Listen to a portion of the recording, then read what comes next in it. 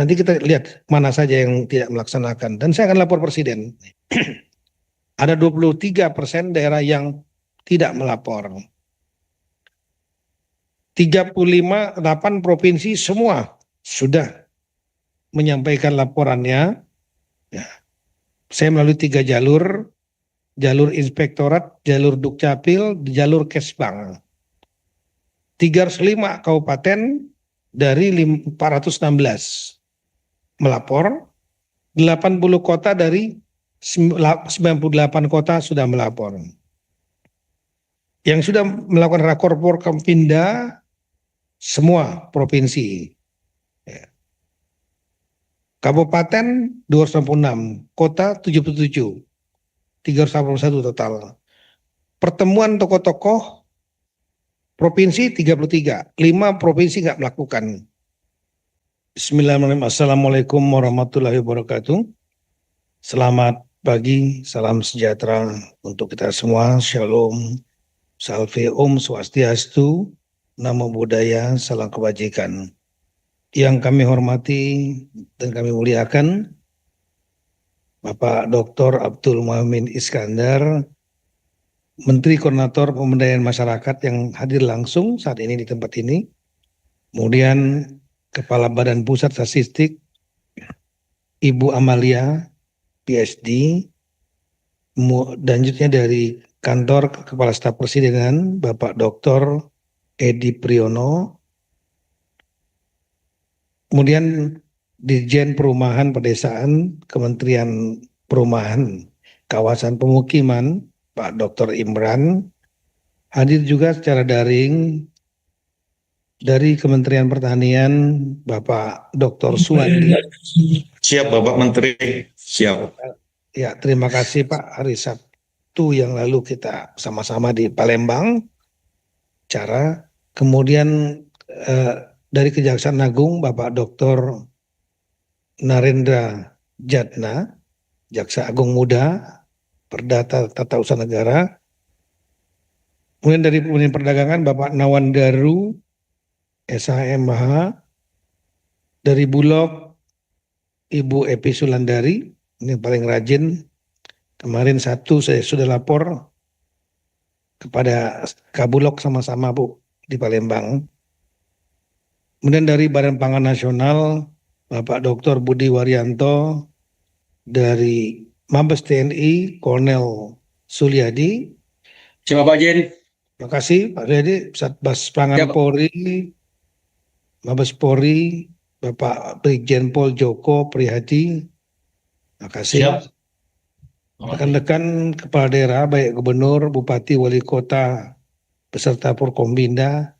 Tadi saya mendapat informasi dari Irjen, biasanya hari Senin banyak yang diwakili, tapi kali ini hampir 80% kepala daerah hadir langsung.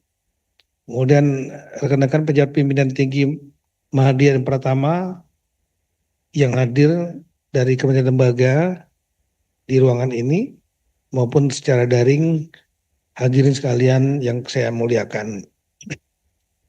Kita mengucapkan puji syukur pada Tuhan Yang Kuasa masih diberikan kekuatan kesehatan. Ada 3 topik yang akan kita sampaikan pada kesempatan pagi ini. Yang pertama adalah situasi terkini, terutama bagi rekan-rekan kepala daerah, mensikapi, kemudian apa yang harus kira-kira kita kerjakan, guideline secara umum, meskipun setiap kepala daerah tentu bisa bersama Porkompinda bisa membuat inovasi tersendiri. Kemudian yang ketiga, saya ulangi yang kedua, nanti adalah Menko Pemberdayaan Masyarakat Bapak Muhaimin Iskandar akan memberikan masukan dan juga briefing mengenai penanganan kemiskinan. Dan yang terakhir nanti adalah kita membahas mengenai masalah inflasi pada rapat hari Kamis yang lalu. Saya ulangi, hari Kamis yang lalu, ya betul, itu dipimpin langsung Presiden, juga beliau menanyakan mengenai inflasi Beliau menyampaikan apresiasi karena inflasi terjaga di angka yang baik. Saya sampaikan bukan inflasi yang terjadi, tapi deflasi turun dari 2,37% ke angka 2,31% year on year, dan month to month dari Juli ke Agustus minus 0,08%, dengan penyumbang utamanya yang membuat turun adalah masalah pangan, makanan, minuman, tembakau, minus 0,29%. Artinya eh, pengelolaan masalah pangan cukup baik, ya, dan ini menjadi penyumbang terjadinya deflasi di samping adanya eh, harga yang diatur pemerintah, administered price, angkutan udara, yang ada tiket-tiket promo pada saat 17 Agustus yang lalu. Yang lain terjaga cukup baik. Angka 2,31 adalah angka yang sangat baik untuk Indonesia. Keseimbangan antara eh, meringankan konsumen dan juga menyenangkan produsen. Kami mohon izin kepada Bapak Menko masuk ke topik yang pertama, izin, karena kami juga hampir tiap minggu, beberapa hari sekali Zoom meeting dengan rekan kepala daerah juga menunggu arahan dari pusat, langkah-langkah yang perlu dikerjakan. Tolong di halaman 7, kami berusaha mengupdate, bukan ini, yang data rapat koordinasi, bukan data inflasi. Mengupdate unjuk rasa yang terjadi antara 25 Agustus sampai dengan 7 September 2005. Tercatat ada 228 aksi demo. Lebih tepat sebetulnya penyampaian pendapat di muka umum. Ya. Tolong bahasanya kita harus sama ya. Penyampaian pendapat di muka umum diatur di alam Undang-Undang Nomor 9 Tahun 98. Judulnya adalah tentang penyampaian pendapat di muka umum. Penyampaian pendapat di muka umum itu dapat dilakukan dengan berbagai cara. Mulai dari menyampaikan ke media, kemudian menyampaikan ke parlemen. Nah, salah satunya dengan cara aksi demo. Demonstrasi itu adalah salah satu dari cara penyampaian pendapat di muka umum. Nah, kita catat ada 228 aksi. Kolom gambar tadi. Nah, dari 228 ini, saya berusaha mendata minggu lalu per provinsi. Saya mendata per kabupaten kota. Kabupaten kota mana, itu lengkap kita punya. Yang ada demonya, yang nggak ada demonya. Saya mengucapkan terima kasih kepada yang nggak ada demonya. Mungkin masyarakatnya nggak mau demo, atau porkompinanya bagus, sehingga tidak terjadi aksi demo, tapi terjadi saluran yang lain. Mungkin komunikasi yang baik. Nah, saya juga mendata demo-demo yang terjadi di kabupaten kota. Ya. Jumlahnya ada 142 kabupaten kota yang ada demo dari 514 yang ada. Jadi lebih kurang hampir seperempat kabupaten kota yang ada. Dan dari 142 itu 42 aksinya berakhir atau terjadi aksi kekerasan, ya, yang kita sebut kadang-kadang anarkis. Meskipun anarkis artinya nggak kekerasan. Nah, jadi aksi kekerasan ada pengerusakan misalnya 42. Kemudian ada 102 yang berakhir dengan kondusif tanpa kekerasan. Kita ucapkan terima kasih kepada daerah-daerah yang 102 ada aksi tapi diatasi dengan baik. Totalnya di 35 provinsi. Ya. Ini kemudian dalam menghadapi aksi ini, kita rekan-rekan, prinsip dasar Undang-Undang PKS, penanganan konflik sosial, kalau rekan-rekan baca lagi, Undang-Undang PKS dan penanganan konflik sosial dan ada PP-nya, itu selalu mengatur tentang 3 bagian dari penanganan konflik sosial. Yang pertama adalah pencegahan. Nah, pencegahan itu dengan deteksi dini intelijen, kemudian ada potensi kemudian diredam, dialog sebelum peristiwa terjadi, kemudian pengambilan kebijakan yang membuat masyarakat yang tidak suka kemudian itu direvisi. Itu adalah bagian-bagian pendekatan kepada masyarakat, bagian pencegahan. Nah, kalau sudah terjadi aksi, itu tahap kedua, apapun juga, at any price, apapun juga mau cara lembut maupun cara keras, lakukan penghentian kekerasan sesegera mungkin. Itu langkahnya cuma itu. Kalau sudah terjadi aksi anarkis, ya hentikan secepat mungkin. Nah, yang ketiga adalah kita yang disebut bagian pasca konflik sosial. Pasca konflik sosial, entah itu horizontal antar masyarakat atau maupun vertikal antara masyarakat dengan pemerintah, maka ada 3 langkah yang harus dikerjakan. Satu adalah langkah rekonsiliasi, 2 adalah langkah rehabilitasi, yang ketiga adalah langkah rekonstruksi.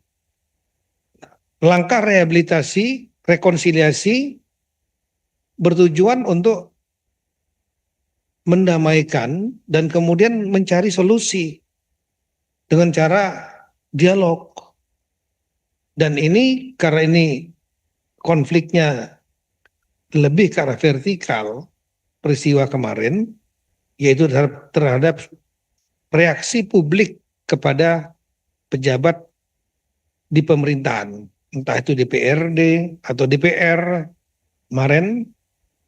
Maka kemarin kita sudah melihat bahwa DPR sudah melakukan dialog. Kita tahu ada di media juga sudah banyak diberitakan ada tuntutan 17 jangka pendek dan ada 8 yang jangka panjang, artinya 1 tahun. Ya. Nah, 17 tuntutan ini sudah dibicarakan, sudah sebagian bisa diakomodir, ya, sebagian lagi perlu waktu. Kalau yang 8 lagi yang sebelah kanan itu yang menuntut meminta waktu, ya, 1 tahun. Nah, ini jawaban terhadap apa yang diinginkan atas nama yang mewakili unjuk rasa, entah ini resmi atau tidak, ya. Tapi di media udah banyak, itu sangat menentukan dinamika ke depan. Dan kita tentu sangat berterima kasih kepada pimpinan DPR, Bapak Presiden langsung juga berdialog dengan perwakilan pengunjuk rasa untuk membicarakan tentang apa yang diinginkan, diantaranya yang disebut dengan tuntutan-tuntutan itu. Sebagian terakomodir, sebagian perlu waktu. Kita berharap langkah-langkah rekonsiliasi yang dilakukan ini di tingkat atas, ya, ini dapat mendinginkan suasana. Mungkin ada yang nggak puas, itu yang perlu kita waspadai. Nah, yang kedua adalah kita harus melakukan rehabilitasi, yaitu rehabilitasi ini ditujukan kepada korban baik yang luka maupun yang wafat. Ya. Yang wafat selain petugas juga masyarakat, ya, setidaknya kita mencatat ada 10 orang. Ada 2 di Jakarta, 4 di Makassar, diantaranya ASN, di Manokwari ada satu, di Solo ada satu, kemudian di Jogja ada satu, di Semarang ada satu. Nah, yang di Jakarta, saya ulangi, Kementerian Sosial sudah melakukan langkah-langkah, memberikan bantuan-bantuan, termasuk juga BPJS, santunan, Pemda-Pemda juga sudah melakukan itu. Kementerian PKP spesifik memberikan bantuan rumah, subsidi untuk yang eh, pengemudi ojek, saudara almarhum Afan Kurniawan, spesifik saya dengan Menteri PKP sudah memberikan langsung kepada keluarganya sebagaimana digambar ini. Dan nanti hari Kamis kita akan memberikan bantuan yang 4, yaitu 3 ASN, satu yang lompat dari gedung yang terbakar DPRD Kota Makassar, 2 lagi terbakar hangus, yaitu pegawai dari sekretariat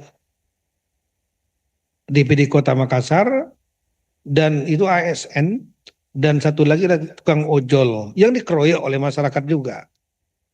Nah itu dianggap intel katanya. Itu hari Kamis nanti kami akan memberikan bantuan perumahan dengan Menteri PKP. Nah kemudian yang luka-luka saya kira sudah banyak Menteri Sosial sudah bergerak. Pemda juga sudah bergerak membantu mereka. Itu tahap rehabilitasi.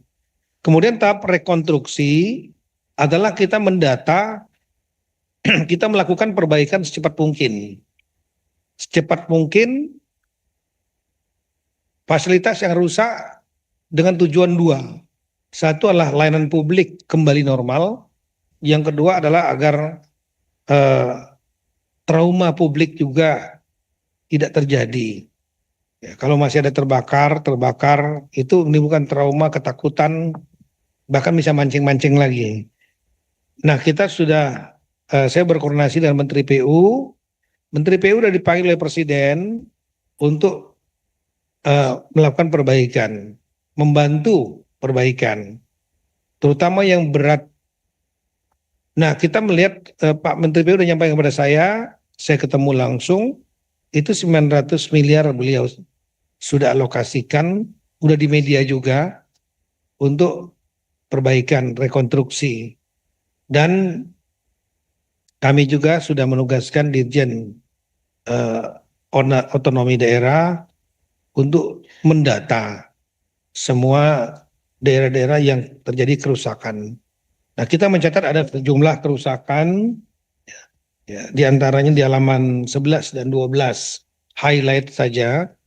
Ya, ada halte yang di Jakarta, Jambi, Sumatera Selatan, lanjut ke Sulawesi Selatan, Jawa Tengah, Jogja, Jawa Barat, Jawa Timur, NTB, ya, dan Kalimantan Barat. Nah dari data-data ini, untuk yang ringan silakan dikerjakan dengan APBD secepat mungkin atau CSR, ya, gotong royong. Yang sedang, yang masih punya uang, silakan dikerjakan cepat. Tapi kalau yang berat, itu bisa dimintakan bantuan kepada Menteri PU. Di antaranya lah kantor DPRD Kota Makassar. Kemudian di Kediri itu kantor DPRD dan kantor bupatinya dua-dua yang terbakar habis. Juga akan kami sudah sampaikan untuk dibantu oleh Menteri PU. Ya, Gedung Gerahadi Surabaya kota juga dibakar, tapi Bu Kofifa menyampaikan akan melakukan perbaikan dari APBD. NTB mungkin akan dibantu dari Kementerian PU. Nah jadi silakan rekan-rekan, kami sudah mendata dan hari ini saya serahkan kepada Menteri PU semua data tersebut, berikut rincian perkiraan anggarannya. Bagi yang kira-kira nggak mampu betul, silakan segera sampaikan ke kak saya, WA, atau Dirjen Oda, atau langsung kepada Menteri PU yang melaksanakannya nanti Dirjen Cipta Karya. Dan pengawas pelaksananya nanti oleh Wamen PU Ibu Diana. Saya sudah koordinasi dengan beliau-beliau bertiga. Nah ini follow up-nya. Nah kemudian rekan-rekan, saya mohon izin dengan Bapak Menko 15 menit lagi Pak. Dalam rapat yang beberapa waktu yang lalu saya sudah menyampaikan ada beberapa langkah yang perlu dikerjakan oleh daerah. Tolong dicampilkan. Yang pertama agar kepala daerah melakukan Porkompinda. Nah Porkompinda ini penting karena kunci sangat tergantung pemimpin untuk melakukan langkah-langkah. Ya. Baik pada saat kemarin terjadi kekerasan maupun sekarang kekerasannya aksi sudah normal kembali, ya, tapi ada beberapa yang perlu kita waspadai. Ya. Selain rekonsiliasi, rehabilitasi, rekonstruksi, kita juga harus mencari akar masalahnya. Akar masalahnya, ya mohon maaf diantaranya masalah kesenjangan rekan-rekan ya. Jadi tolonglah kita berempati kepada masyarakat kita yang di bawah. Saya kemarin hari Minggu lalu dengan Ketua Kadin dan Kabulok, ya, Kepala Badan Pangan Nasional, Gubernur Sulawesi Tenggara di Kendari, itu kita buat operasi pasar murah, yaitu beras SPHP yang dari Bulog, ya, beras stabilisasi pasokan harga pangan yang dikemas 5 kilogram itu harganya 12.000 dari Bulog. Kadin memberikan subsidi Rp1.000 per kilogram. Artinya kalau kemasan 5 kilogram seperti di gambar tengah yang warna kuning hijau itu harganya 60.000 dari Bulog.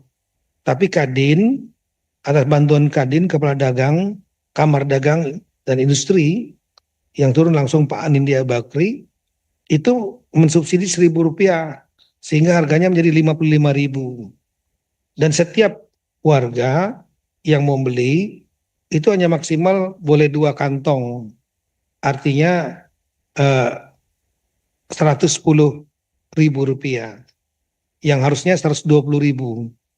Itu yang ngantrinya panjang, ibu-ibu, dan saya tanya ada yang sampai 2 jam, 3 jam yang sudah ngantri. Bayangkan 3 jam, 4 jam hanya untuk mendapatkan margin Rp10.000. Jadi kita juga terenyuh juga, Rp10.000 untuk 2 kantong. Bayangin, bagi bapak-bapak mungkin ibu-ibu peserta video konferensi ini, 20.000, 30.000 mungkin nggak terlalu bernilai. Tapi masyarakat kita kelas bawah, 10.000 itu sangat berarti, sanggup nunggu 3-4 jam. Nah ini rasa-rasa sensitivitas seperti ini yang perlu kita pahami. Nanti data dari Bapak Menko PM tentang langkah-langkah menangani kemiskinan ekstrim, ini benar-benar bagi kepala daerah harus kita seriusin. Di sisi lain melihat pejabat kemudian memamerkan kekayaan, gajinya besar, ya, kecemburuan sosial itu tinggi. Kecemburuan sosial tinggi kemudian nanti akan ada mulai diprovokasi, mudah untuk dipelintir dan bisa meledak. Begitu terjadi overreaktif, ada korban akibat tindakan, itu membuat situasi akan lebih buruk. Nah, kita lihat bahwa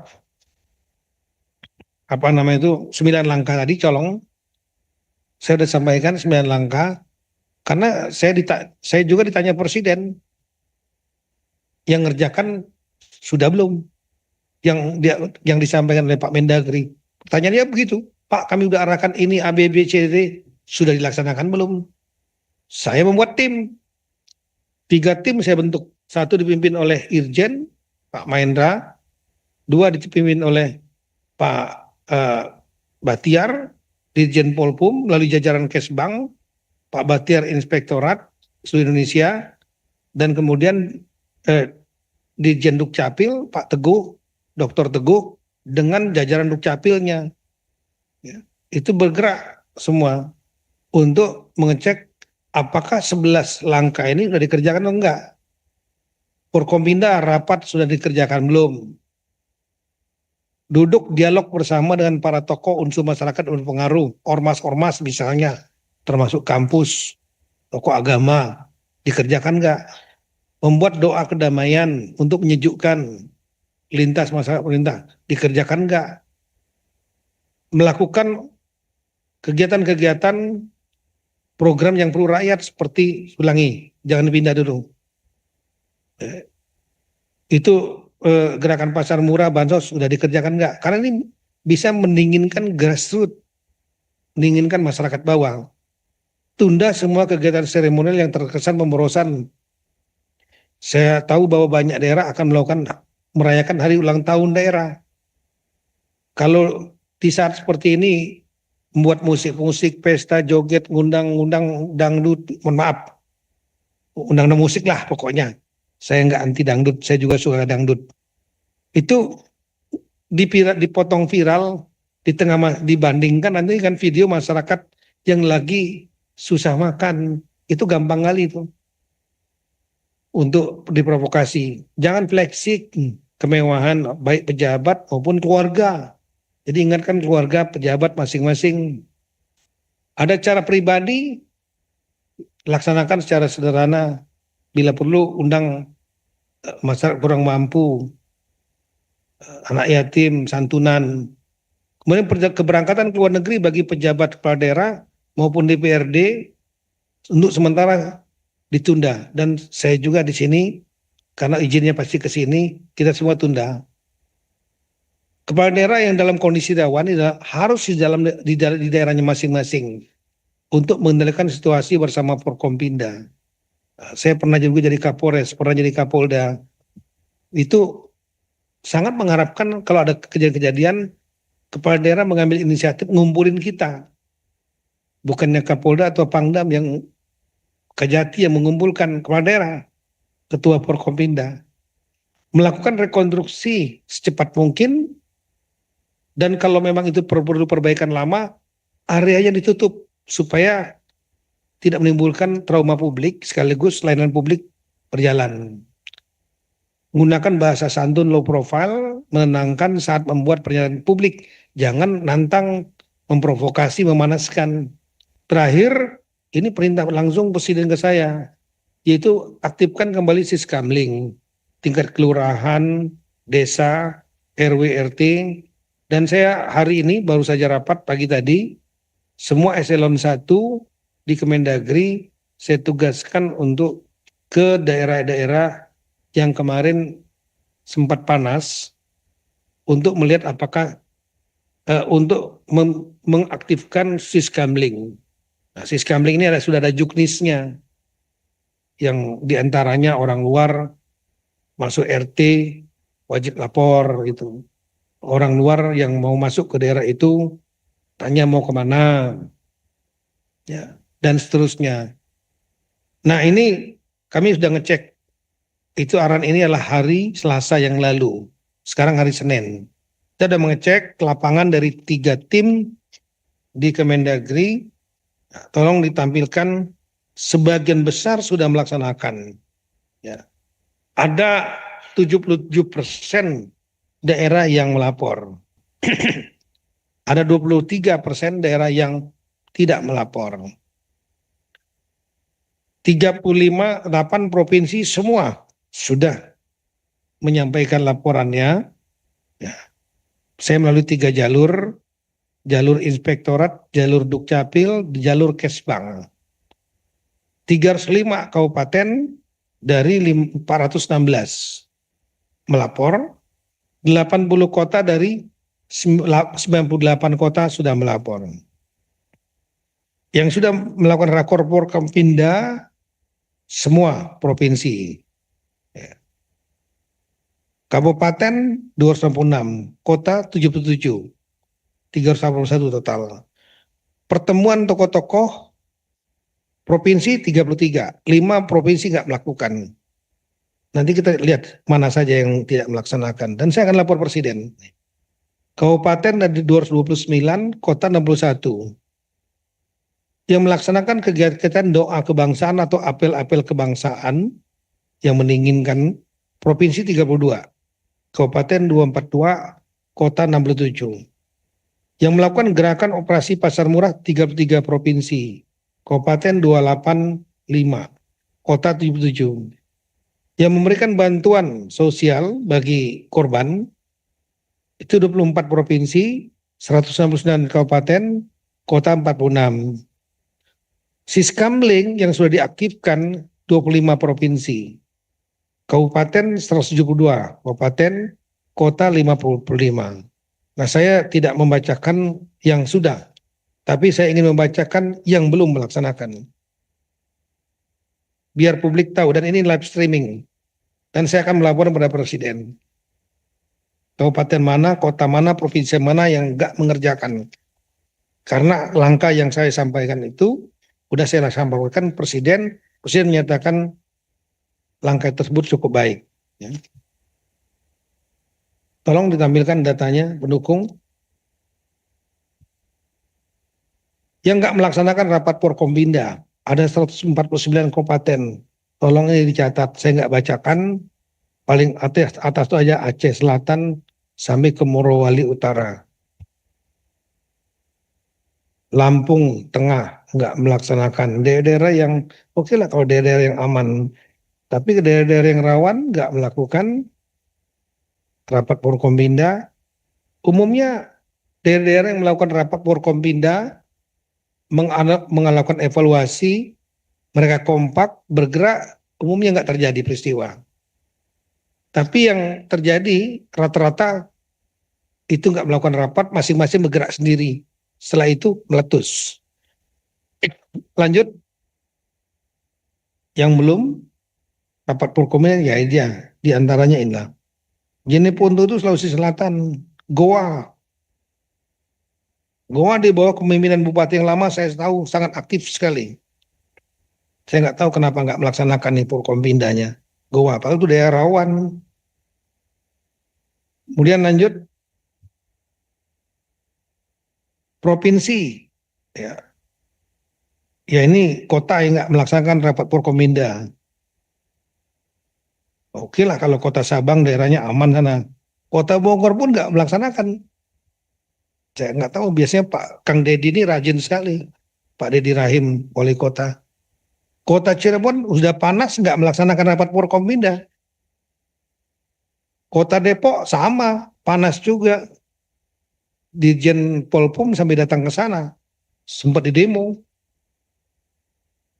Nggak ada rapat Forkombinda, kita cek nggak ada. Kota Yogyakarta, Kota Denpasar, ini daerah rawan juga. Nggak melaksanakan. Mudah-mudahan aja data saya yang salah itu. Kalau enggak ya salahkan kepada yang ngasih data, yaitu Kakes Banknya, inspektoratnya, dan dinas Dukcapil. Bapak salahin tiga pejabat itu, wali kotanya, karena nggak melaporkan bahwa di tempat kami pimpinan saya belum melaksanakan rapat Forkombinda. Mereka melapor seperti itu. Lanjut, yang melaksanakan doa lintas agama apel kebangsaan, yang tidak melaksanakan Sumatera Barat provinsi, Sulawesi Barat, Papua Barat, Papua Selatan, Papua Tengah, Papua Pegunungan. Kalau Papua masih saya bisa toleransi lah, tapi daerahnya aman, demonya juga nggak terlalu. Tapi kalau Sumatera Barat, Sulawesi Barat, hati-hati. Kota itu seperti di gambar itu, apel kebangsaan, lintas agama, Kota Bogor, Cirebon, Depok, Denpasar, Kupang. Kalau provinsi saya tahu Pak Gubernur melaksanakan, Pak Gubernur NTT. Terima kasih banyak untuk Pak Gubernur. Nah, dilanjut. Ini kabupaten kota yang belum. Kalau daerahnya aman, fine-fine saja.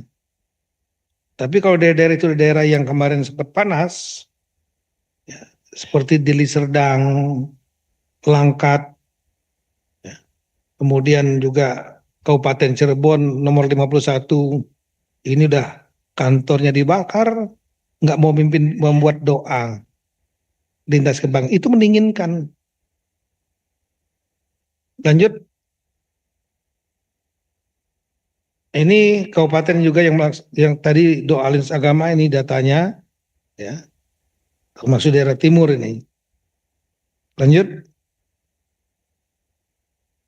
kota yang tidak melakukan pertemuan dengan tokoh-tokoh masyarakat. Yang saya catat Sumatera Barat. Saya mohon maaf kepada Gubernur Pak Buya Mayeldi, data saya seperti ini saya harus bacakan. Kalau sudah dilaksanakan, Bapak salahin 3 orang aja.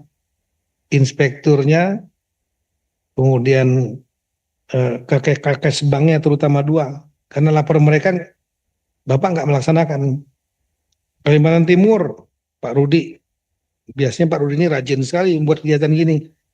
Tapi nggak dibuat pertemuan dengan tokoh. Gorontalo, Maluku, Papua Selatan. Kotanya ya sebelah kanan, saya nggak bacakan satu. Tapi diantaranya kota Jambi. Ya, mohon maaf, zamannya Pak Wali Kotanya Pasha, paling rajin dia kegiatan-kegiatan seperti ini. Saya nggak tahu nih wali kota yang baru ini. Kota Palembang setahu saya sudah melaksanakan. Mungkin data saya yang salah, karena saya kemarin ke sana hari Sabtu. Lanjut, ini yang kabupaten yang belum melaksanakan pertemuan dialog dengan tokoh-tokoh masyarakat cukup banyak, 150.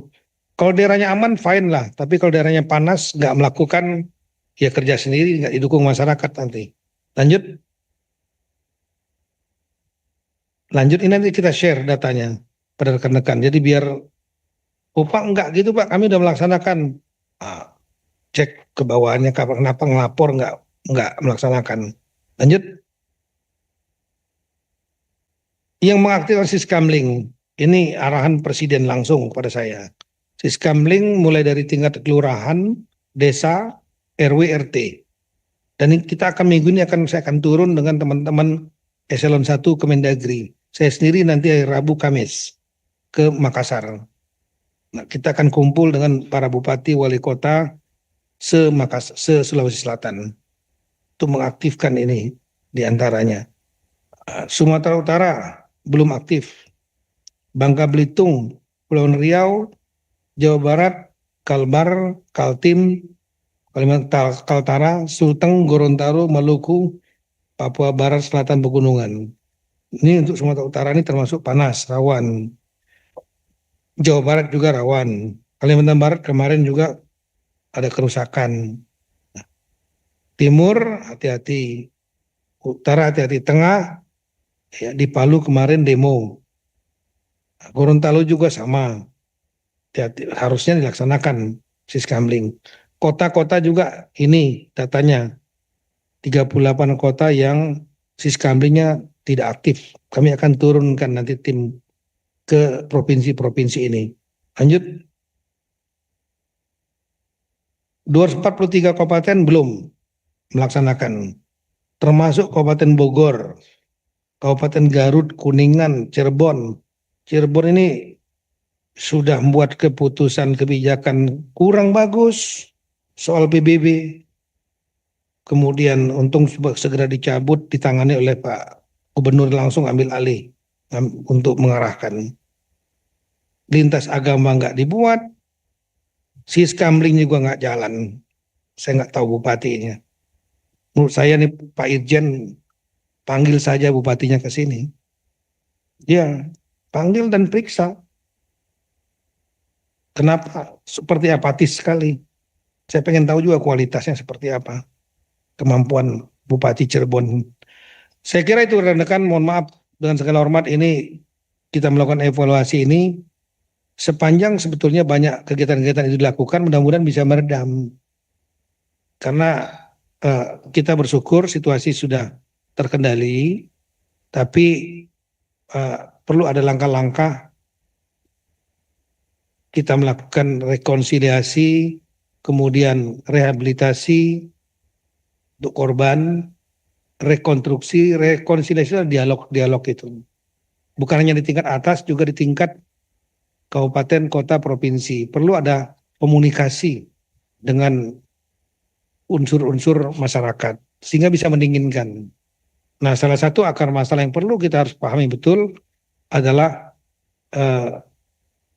gap ya di antara masyarakat kita, karena masih ada masyarakat yang miskin, bahkan miskin ekstrim, yang perlu kita selesaikan bersama, dan para kepala daerah perlu untuk melakukan langkah-langkah yang betul-betul terdesain sistematis agar angka tersebut turun kuantitatif dan kehidupannya makin membaik secara kualitatif.